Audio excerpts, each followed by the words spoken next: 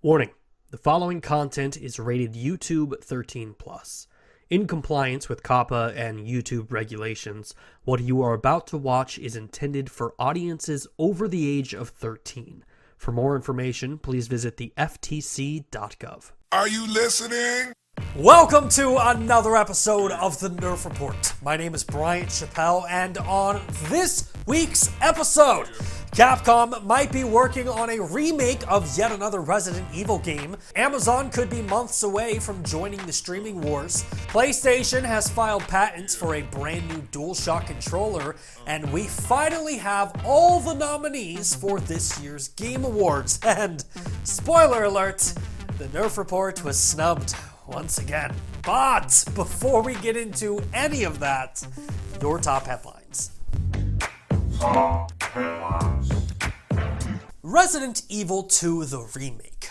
In my opinion, this game will go down as one of the most successful games to release in 2019. In July, it was revealed that Resident Evil 2 the Remake had already sold 4.5 million copies, which is extremely impressive, as the original Resident Evil 2 was released in 1998, and since then the game has sold 4.96 million copies. So within the first 7 months, Resident Evil 2 the Remake has almost surpassed the total lifetime sales of the original game.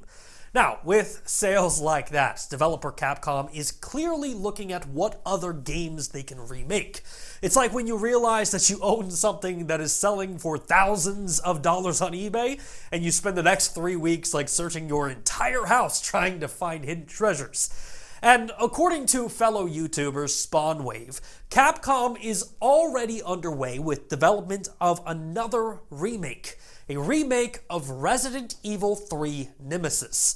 Now, this rumor is mainly structured around an interview that Capcom producer Yoshiaki Hirabashi did with GameWatch, in which he said the reason why Resident Evil 2 was remade was the fans continued to send requests. I want you to remake for 21 years, and if someone says you want to play another remade Resident Evil, that will be the starting point for us. Now, SpawnWave continued to speculate that not only is Capcom working on Resident Evil 3 the Remake, but that the game could be releasing in 2020. Amazon, our inevitable cybernetic overlords, made the news this week as it was speculated that following the launch of streaming services like xCloud and Google Stadia, Amazon might be joining the streaming wars as early as next year. That's right, according to CNET, Amazon has plans to announce a new cloud-based video game streaming service next year. The new service will have immediate implementations with Amazon's existing online store, Alexa, and Twitch. And interestingly enough, CNET pointed out that Amazon currently has open positions for new initiatives.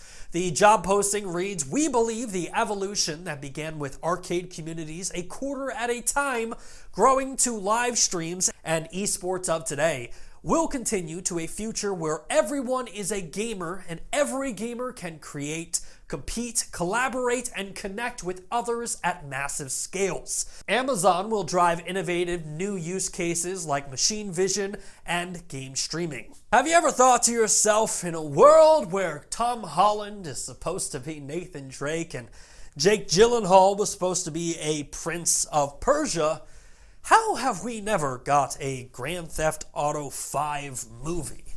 Well, don't think that that's because Hollywood wasn't trying. This week, Take-Two CEO Strauss Zelnick said that all Hollywood studios looking to make a Grand Theft Auto movie, the answer is no.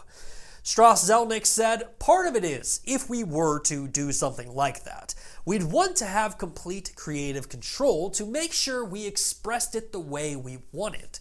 And that would mean we'd need to finance that motion picture. While we have the balance sheet to do it, we don't have the corporate expertise to do it. Only a handful of people inside Take-Two have ever worked in that business. I'm one of them. The motion picture industry has done a better job having their intellectual properties expressed as video games than the other way around. For sure, because you have hit games like Spider-Man, Batman, Mortal Kombat, and others. Then in terms of the other way around, generally speaking, they have been disappointments, with a few exceptions. You have the most valuable intellectual property ever created by mankind, Grand Theft Auto. We wholly own and control it. Are we really going to let go of that and hope that someone, no matter how talented they are, will do a really good job with that? And finally, for our top headlines, PlayStation! This week, Sony filed a new patent, which includes designs of what some are suspecting might be the brand new PlayStation 5 DualShock controller. The new images were discovered by Video Games Chronicle, and they showcase an updated version of the DualShock 4 controller. That updated version includes larger triggers, smaller joysticks, no light bar, and a USB-C charging port. Now, perhaps one of the most exciting updates about the DualShock 5 controller is its confirmed haptic feedback. You might remember, according to the Wired interview from earlier this year, both the DualShock 5 joysticks and triggers will adjust according to gameplay.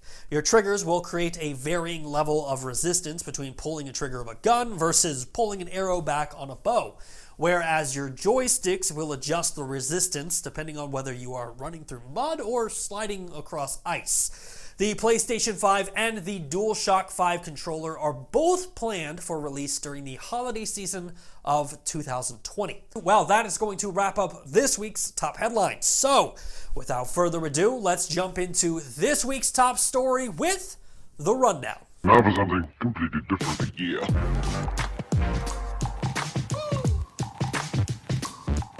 The Game Awards. You know what? Screw it. If we're going to continuously get snubbed 3 years in a row, well then, Jeff Keighley, you best believe that I'm phoning this one in. Now, if you were not aware, the Game Awards were founded by Jeff Keighley and are the one night a year that the world of gaming comes together to celebrate all things gaming. And this year's Game Awards will take place on December 12th and will feature over 29 different categories, including Best Narrative, Best Art Direction, Best Performance, Best Independent Game, and the coveted Game of the Year award. Now, Hideo Kojima's Death Stranding took home the most nominations this year, with a total of 10 nominations. Now, hold on 1 second. You're telling me that the game that was developed by Jeff Keighley's best friend, the same game that Jeff Keighley actually appears in, and the very same game that for the last 2 years Jeff Keighley has been touting as the second coming of Jesus Christ, received the most nominations? That's the equivalent of me holding an award show and giving my neighbor Steve 10 nominations. Like, best lawn mowing skills? Oh, it's Steve. Best passive aggressive wave. Yep, that's definitely Steve. And best, did your dog literally just shit on my lawn and you're not gonna pick it up? Oh my God, it's Steve. Now, I should clarify one thing. Jeff Keighley doesn't actually vote or choose any of the nominations. A jury of 80 members of the gaming media and press all submit their nominations for each category, of which the fans then are able to vote on the winner. But even then, how did a game that received a 70 from Game Informer, a 68 from IGN, and a 40 from Game Rant receive the most nominations at this year's show? Death Stranding was described by one reviewer on Metacritic as an irredeemable piece of garbage that should serve as a warning to publishers who give developers carte blanche to create art. Ironically, irredeemable piece of garbage happens to be the same description that I have from my neighbor Steve. Hey Steve. Now, Stranding Gate aside, this year's Game Awards does have some really great nominations. Concrete Genie, Gris, Kind Words, Life is Strange 2, and Sea of Solitude were all nominated for Games for Impact. Apex Legends, Destiny 2, Final Fantasy XIV, Fortnite, and Tom Clancy's Rainbow Six Siege all received nominations for Best Ongoing Game. And as far as Content Creator of the Year goes, Courage, Ewok, Greg, Shroud, and Dr. Lupo were all nominated. And let's be honest, Being nominated for Content Creator of the Year almost means more than actually winning the award. You are seen as one of the top 5 creators in the world. However, that being said, if Dr. Lupo doesn't win, we fucking riot.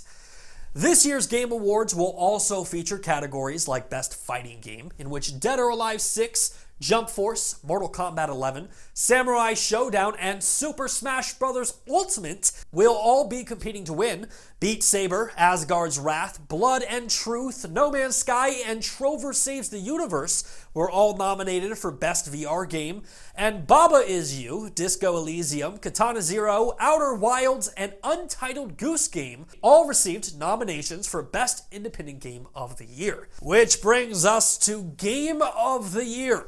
And this year's nominees are Control from 505 Games, Super Smash Bros. Ultimate from Nintendo, Resident Evil 2 the Remake from Capcom, Sekiro Shadows Die Twice from Software, The Outer Worlds from Obsidian, and Death Stranding from Kojima Productions. Well, I guess those are all games, and technically they all released this year. But where is Apex Legends? That game had a massive debut and has broken so many records within its first year while constantly introducing some awesome updates. Or Luigi's Mansion 3. I hate to break it to you Smash fans, but Luigi's Mansion 3 was the best Switch game to release this year. And where is The Division 2? Are we just going to pretend that The Division 2 didn't have one of the most phenomenal launches this year? Like most years, we take a game from this list and support it on the show all the way until the Game Awards. But honestly, I don't even know what to say with this year's nominees. Well, I guess there's one thing that we could say. Death Stranding, a game about babies in a bottle delivering packages, using a ladder, Guillermo del Toro, ghost handprints, a dying president, Norman Reedus peeing, falling down mountains, crying babies, Norman Reedus peeing, celebrity cameos, and Norman Reedus peeing. When it comes to voting for this year's Game of the Year, ask yourself this: do you really want Norman Reedus urinating all over your video games? The choice is simple. This year's Game Awards, vote for anyone other than Death Stranding. This message is brought to you by the Nerf Report. And finally, for this week, we come to... That noise, of course, signifies that we are running out of time and coming close to the end of the show. So, in order to cover all the week's remaining news, we must initiate a segment that I like to call...